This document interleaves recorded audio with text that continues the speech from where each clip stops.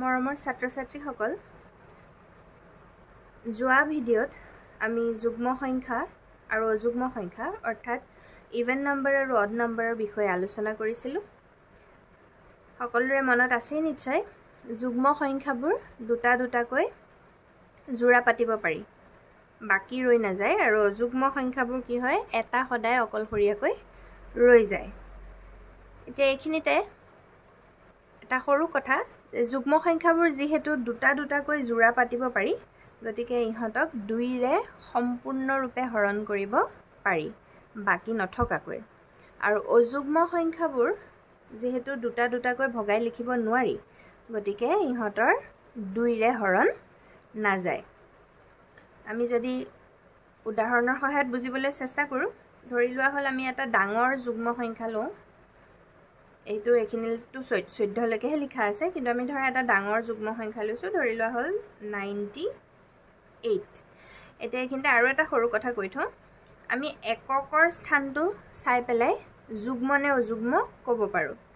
যুগ্ম সংখ্যা হ'বলৈ হ'লে চোৱা, এককৰ স্থানত সদায় 2, 4, 6, 8 বা 0 থাকিব পাৰে। অযুগ্ম সংখ্যাবোৰৰ এককৰ স্থানত 1, 3, 5, 7, 9 ইত্যাদি সংখ্যাবোৰ থাকিব পাৰে। এই 11টোতো চোৱা 1 আছে, পিছত 13ত 3 আছে। এই সংখ্যাকেইটাৰ বাহিৰে এককৰ স্থানত বেলেগ নাথাকে, আৰু যুগ্ম হ'বলৈ হ'লে এইখিনি থাকিব পাৰে। ক্লিয়াৰ? এতিয়া আমি এটা ডাঙৰ যুগ্ম সংখ্যা অৰ্থাৎ ইভেন নম্বৰ লৈছোঁ 98। এতিয়া আমি চাওঁ ইয়াক 2ৰে হৰণ যাব লাগে নিয়ম মতে, যায় নে নাযায় এবাৰ চেক কৰি চাওঁ। হৰণ কৰোঁতে সদায় আমি কি হয়, বাওঁফালৰ পৰা হৰণ কৰি যাওঁ, মানে প্ৰথমৰ পৰা সংখ্যাটোক হৰণ কৰি চাওঁ। এতিয়া প্ৰথম সংখ্যাটোত 9 আছে, তো 2ৰ নেওতাখন মাতি চাওঁ। 2, 4 গুণ 8 আৰু 2, 5 গুণ 10, 9তকৈ ডাঙৰ হৈ যায়। আমাৰ ডাঙৰ হ'ব নোৱাৰিব হৰণ কৰোঁতে, আমি 4 বাৰহে দিব পাৰিম। এইখিনিতে মই হৰণ অংক সকলোৱে জানে বুলি ধৰি লৈছোঁ। 2, 4 গুণ 8।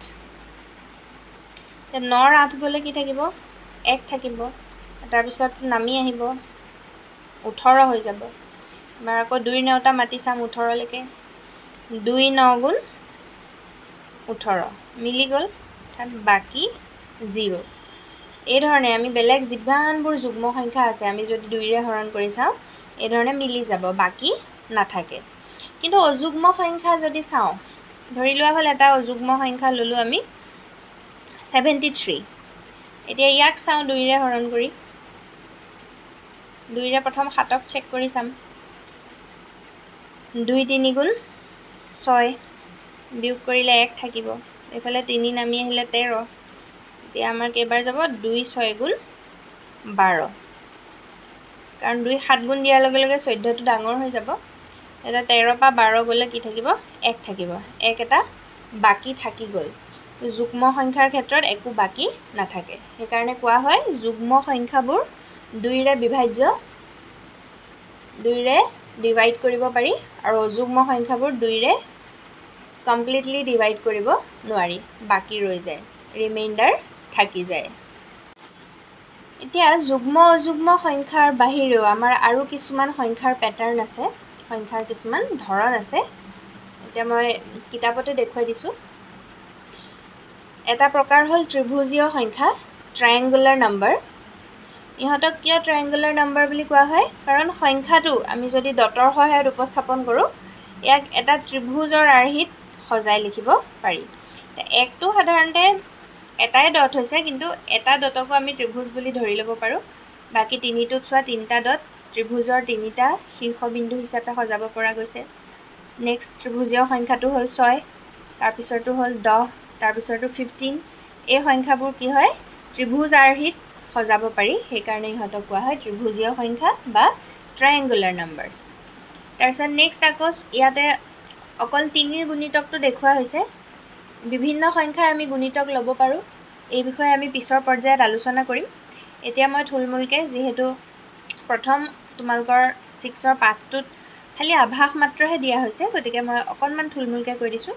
ইয়াত 3ৰ গুণিতক কৈছে। 3ৰ গুণিতক মানে 3ক যদি আমি বিভিন্ন সংখ্যাৰে এফালৰ পৰা পূৰণ কৰি গৈ থাকোঁ, গুণিতক গুণ কৰা মানে পূৰণ কৰা, ইংৰাজীত কোৱা হয় মাল্টিপলছ। তো 3 ৰ মাল্টিপল বিলাক কি হয় 3 3 দুগুণ 6 তাৰপিছত 3 3 গুণ 9 9 12 15 এইবিলাকক কোৱা হয় 3 ৰ গুণিতক নেক্সট আৰু এটা প্যাটাৰ্ন আছে বৰ্গ সংখ্যা এই সংখ্যাবোৰৰ ইন্টাৰেষ্টিং কথাটো হ'ল আগত যেনেকৈ ত্ৰিভুজীয় সংখ্যাবোৰ ত্ৰিভুজৰ আকাৰত সজাব পৰা গৈছিল ইয়াত বৰ্গ সংখ্যা অৰ্থাৎ স্কোয়াৰ নাম্বাৰছ বিলাকক স্কোয়াৰ টাইপত সজাব পাৰি দেখিছাই তোমালোকে চিত্ৰত তাৰপিছত আহিল আকৌ ঘন সংখ্যা কিউবিক নাম্বাৰ ইয়াক আকৌ এটা ঘন আকৃতিত সজাব পাৰি ঘন বুলি কওঁতে তোমালোকে লুডুৰ ডাইচটো ল'ব পাৰা ইয়াৰ দিগ প্ৰস্থ উচ্চতা সব সমান এইবিলাক পিছত ডিটেইলছ বুজামগে এতিয়া খালি এটা আভাস দিয়া হৈছে তো এই 1 8 27 64 125 এইবিলাকক কি বুলি কোৱা হয় ঘন সংখ্যা অৰ্থাৎ কিউবিক নাম্বাৰ বুলি কোৱা হয় আৰু অলপ ইন্টাৰেষ্টিং কথা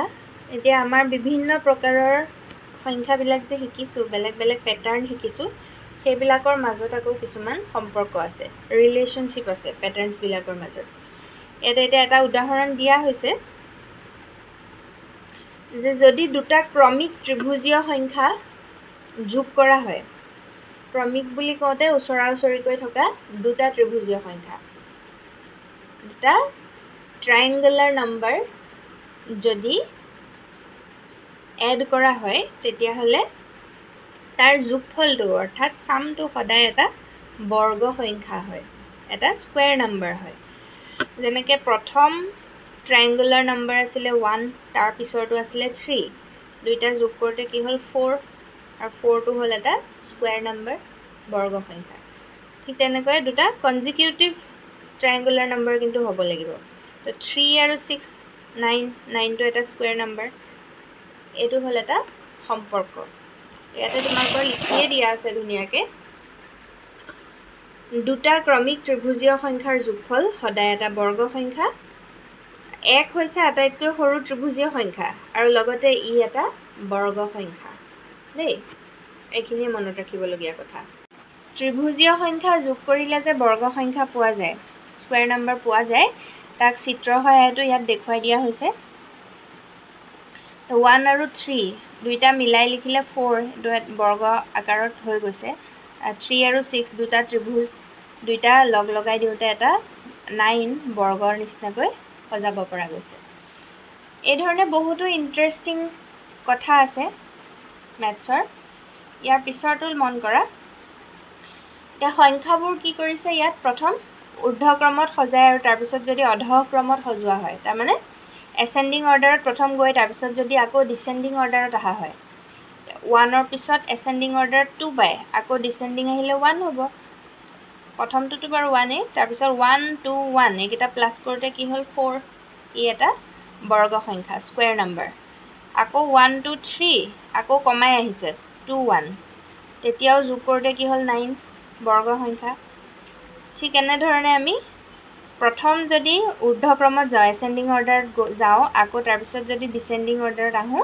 তাৰ যোগফলটো সদায় এটা বৰ্গ সংখ্যা অৰ্থাৎ স্কয়াৰ নাম্বাৰ পোৱা যায় আৰু এটা আমোদজনক আৰ্হি এমেজিং প্যাটাৰ্ন দিয়া আছে ইয়াক কি বুলি কোৱা হয় কাইথেলিৰ অংক বুলিও জনা যায় প্ৰাচীন কালত এতিয়া ইয়াত কি কৰা হৈছে দুটা এক পূৰণ কৰিলে আমি জানো 1 গুণ 1 হয় এটা একটো যদি বহাই দিও মানে দুটা এক তাৰ মানে 11 পূৰণ 11 কৰিলে কি হয় চোৱা 1 2 1 একৰ পিছত 2 আহিল 2 পিছত আকৌ 1 তাৰপিছত যদি 111 পূৰণ কৰা হয় আমাৰ যেহেতু 1 এবাৰ তিনটা আহি গৈছে তো কি হৈ গল চোৱা 1 2 3 লৈকে গল আকৌ 2 1 এবাৰ বাঢ়ি যায় আকৌ কমি আহে ঠিক একে ধৰণে লাষ্টৰটো যদি চাও 1 2 3 4 5 6 7 সাতটা 1 পূৰণ সাতটা 1 তাৰ মানে 1 10 হাজাৰ অযুত লাখ 11,11,111ক যদি 11,11,111 ৰে পূৰণ কৰা হয় এবাৰ আমাৰ যেহেতু সাতটা 1 আছিল গতিকে চোৱা 1 2 3 4 কে 7 লে গল আকৌ কমি আহিল 6 5 4 3 2 1 এই ধৰণে আমি যিকোনো সংখ্যাৰ যদি 1 থাকে যিকোনো 1 থাকে যিমানটা এক আছে পূৰণ কৰিলে সেই সিমানলৈকে আগবাঢ়ি গৈ আকৌ লাহে লাহে কমাই আনিলে উত্তৰটো পাম। আৰু এটা ইণ্টাৰেষ্টিং কথা, আমাৰ প্ৰকৃতিটো কিন্তু অংক মানি চলে। ইয়াত এইবোৰ গছৰ ঠাল ঠেঙুলিবোৰ দেখুওৱা হৈছে। গছৰ ডালবোৰো এই ধৰণে ওলায়। প্ৰথম এডালৰ পৰা আকৌ দুডাল হয়, প্ৰত্যেকডালৰ পৰা দুডাল দুডালকৈহে গৈছে। আকৌ চোৱা, এই প্ৰথম দুডালৰ পৰা যি দুডাল ওলাইছিলে প্ৰত্যেকৰে মূৰত আকৌ দুটা দুটাকৈ ডাল ওলাইছে। ইহঁতেও অংক মানি চলে, পেটাৰ্ণ মানি চলে।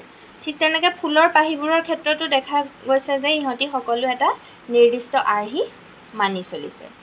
আকৌ মকৰাই জালখন গুঠোতেও ইহঁতি কিন্তু এটা আৰ্হি ফ'ল' কৰে, সেই আৰ্হিমতেহে ইহঁতি জালখন গুঠে। ঠিক একেধৰণে মৌচাকবোৰ তোমালোকে নিশ্চয় দেখিছা, ওচৰে পাজৰে মন কৰিলে লক্ষ্য কৰিবা। মৌচাকবিলাকতো এটা নিৰ্দিষ্ট আৰ্হি থাকে। ইয়াৰ প্ৰত্যেকটো ঘৰে 6টা বাহু থাকে, ষড়ভুজ আকৃতিৰ। নহয়নে বাৰু? ইণ্টাৰেষ্টিং কথা। ইয়াৰ পিছতে তোমালোকৰ ক্লাছ 6ৰ প্ৰথম পাঠটোৰ একদম শেষৰ টপিক, সংখ্যা আৰু আকৃতিৰ আৰ্হিৰ মাজৰ সম্পৰ্ক, পেটাৰ্ণছৰ নাম্বাৰ্ছৰ পেটাৰ্ণ আৰু শ্বেপৰ মাজৰ ৰিলেশ্যনশ্বিপ। এতিয়া এই আৰ্হিবিলাক যদি মন কৰা, ইয়াত চোৱা 3ডাল ৰেখা আছে, 3ডাল আঁচ আছে। ইয়াৰ নামটো হৈ যায় ত্ৰিভুজ।